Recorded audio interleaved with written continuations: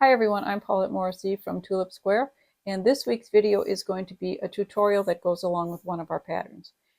This is for pattern number 631 called Framed Florals. It's a placemat pattern, and this is what it looks like. Very pretty pattern. This is one designed by my daughter Tess, and we also made it in kind of a black and orange print just to see how that would look. I like to make it in some varieties just to see the difference. And here's another one, kind of with some little pears for the kitchen, also upside down pears. There we go. So this is a tutorial that kind of goes with this pattern. So I'm not going to give you the sizes and dimensions and everything of all the pattern pieces because that's all in the pattern, and you would need the pattern to actually make the whole thing. You can't just make it just by watching the video. So like I said, this is for that pattern. And also at the end of the pattern, there's a useful little tip she also added to go with the flying geese, which is the main pattern piece in this pattern. So we're going to go head over to the sewing machine. I'm going to pick out some different fabric so you can see it in a fourth color option, and let's get busy. All right, so to make this pattern, you need 3 different colors of fabric: a dark print, a small print, and an accent print. I'm using this blue flower for the dark print. I'm using this green kind of crosshatch thing for the small print, and I'm using this for my bold print. And I did fussy cut the main piece just because I thought it would be kind of cute. So to start with, you're going to take the small print rectangles. And remember, I'm not giving you all the sizes for all these pieces because that's all in the pattern. And this is basically a tutorial to go with the pattern. And then I'm going to take one of the squares of the dark print, and I'm going to make flying geese. And if you don't know what flying geese are, I'm going to show you. And if you do know what flying geese are, you can ignore me for the next few minutes. Okay, so first of all, when you're making flying geese or a lot of other pieces that require a diagonal stitching line like here, it's recommended that you take a ruler and you draw a line down the center here so you can follow that to sew on. Well, I don't like drawing all those lines.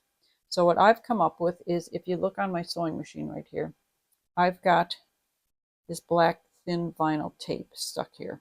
And when my needle is in its center position, this edge of the black line lines up with the needle. So I can put my piece right here.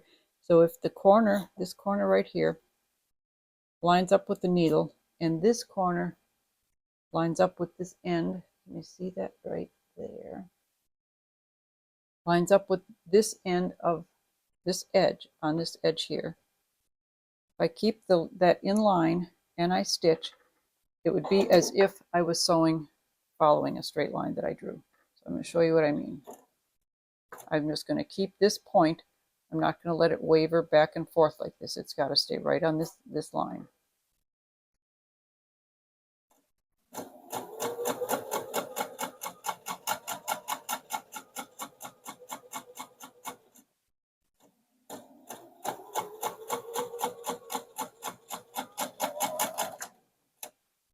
And that's all you have to look at when you're sewing. You don't have to look where your needle is or anything. And you can see that it made a perfect seam from point to point. And it eliminates a lot of line drawing, which I don't like doing for a lot of pieces. So for a flying geese, what you do is you sew a diagonal on this line, and then you cut this off, and you leave a nice 1/4 inch seam. It doesn't have to be exact because doesn't. Like so. And then you're going to press this open like so. And then you take a second one of these squares and you put it in the opposite corner and you stitch along this way. Okay, this end of this square is overlapping this triangle, and that's correct, because once you sew this down, they're going to overlap like that, and they're going to be like on top of each other here, and that will be hidden when you have your seam allowance up here of a 1/4 inch. So that's perfect. So what I'm going to do is stitch from here to here. Same way on my sewing machine, following that black line I showed you, or the line you drew, whichever you prefer.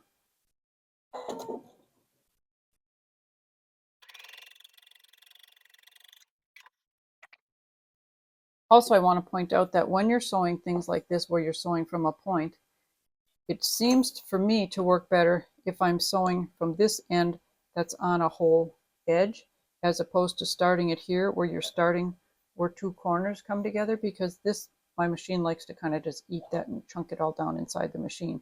But if I start from this side where there's an actual line of fabric, I don't have that problem.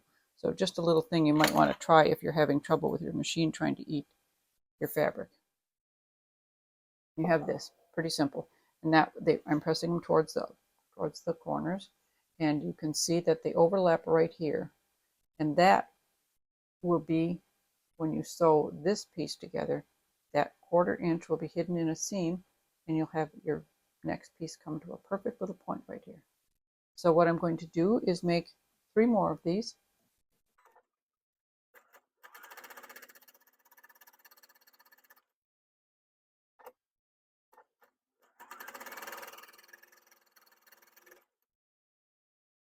All right, now I'm going to do the same thing, but using the dark print as the background and the bold print on the corners.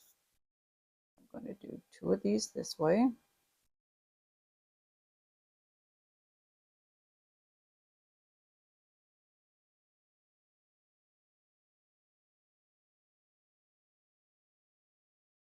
Same exact process though, just different colors.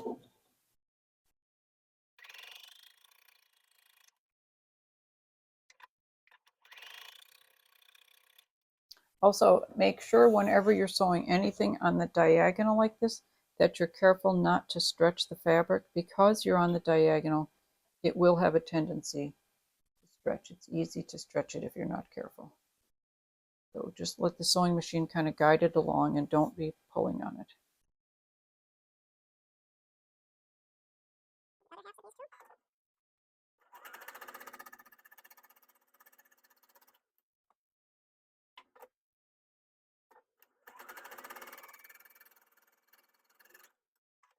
Now I'm going to take the opposite.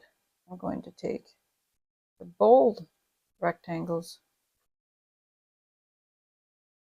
and sew a dark square. Now these, I'm only going to sew it to the left side, okay?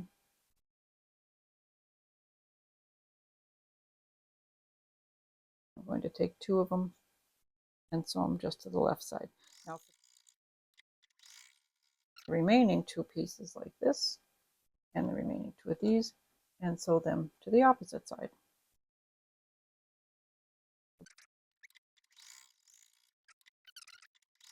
No. At the end of the pattern, Tess has a neat little trick of what to do with all these little triangles before you actually cut them off. So check that out on the end of the pattern. Okay, now we've got all our pieces done, and these pieces are all for one placemat. You will make 4 times these pieces if you're making the whole set of 4, but I'm only showing you 1 in the video. So you've got 2 lefts, 2 rights, 2 with the dark triangle, and 4, which were our first ones with the dark corners on the edges. So we're going to start sewing by taking one of these first pieces we made, and we're going to turn them around, and we're going to take one of these and one of the pieces that have the left dark corner, and we're going to sew those together end to end, matching up the 2 dark fabrics, and just sew them together with a nice even, precise 1/4 inch seam.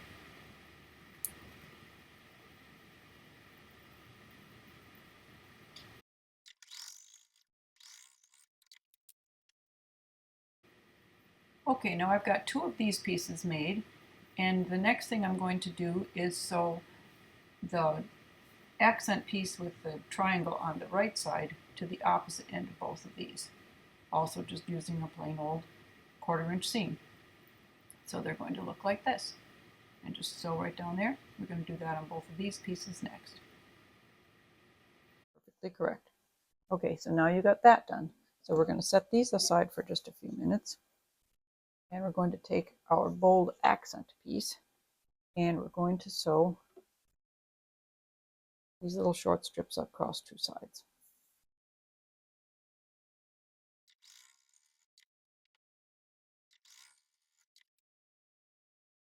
And then we're going to take the two longer strips and we're going to sew them on the two sides here. So we've got a nice little framed box. Make sure you're using nice, even 1/4 inch seams so everything lines up nicely.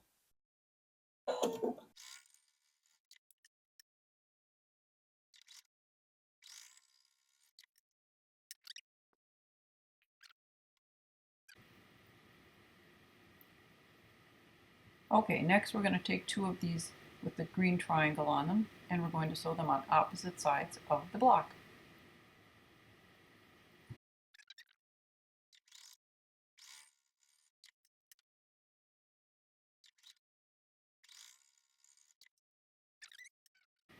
Okay, I've got that all ironed nice and neat and everything's nice and flat. So now we're going to take these two triangle pieces with the dark triangle in the middle and sew them to the opposite ends. So we've got these big dark arrowy things pointing away from the center.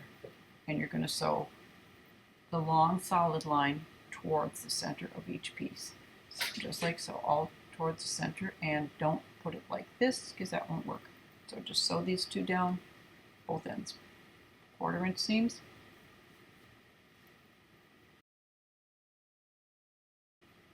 Okay, now we're going to take these big long pieces and just attach one at the top and one at the bottom of your placemat, and then the whole placemat is put together.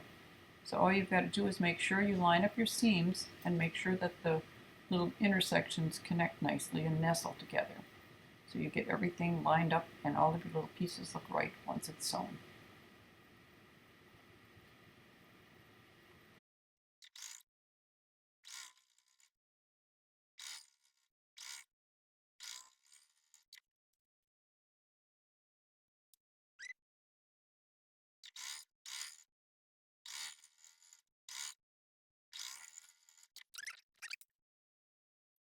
The framed floral placemat pattern.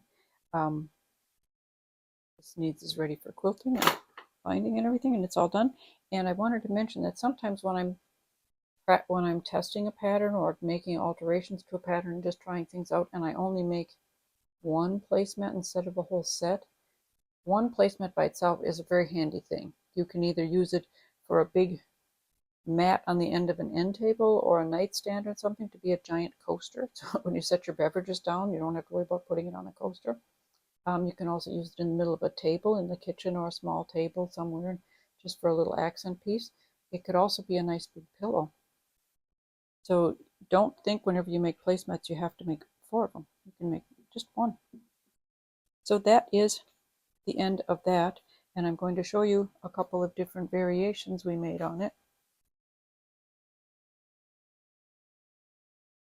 Here's that same pattern using just different shades of blues. Here's one, a little cute pear print using 2 light prints, only 1 accent pattern. And this one kind of looks almost Halloween-y, doesn't it? It's just kind of a cute black and orange print. But so you can see how different it looks depending on the fabrics you use, of course, just like any quilting. But there we go. I hope this video helps you if you bought this pattern or you're thinking of buying this pattern. Here's the video for it. So now you all know how to make the framed floral placemats. Kind of a fun pattern. It goes pretty quick. When I did this actual one in real time, it took about an hour to make one placemat. So if you're making 4 of them, you'll be able to chain the pieces so it'll go a little bit faster. So if you like this video, please hit the like button. Subscribe if you can, and hit the little bell if you'd like to be notified when we're going to add new videos. But we are going to add a new video every Saturday. And next week, it'll be some kind of a tutorial that I haven't figured out yet, but check back and we'll see.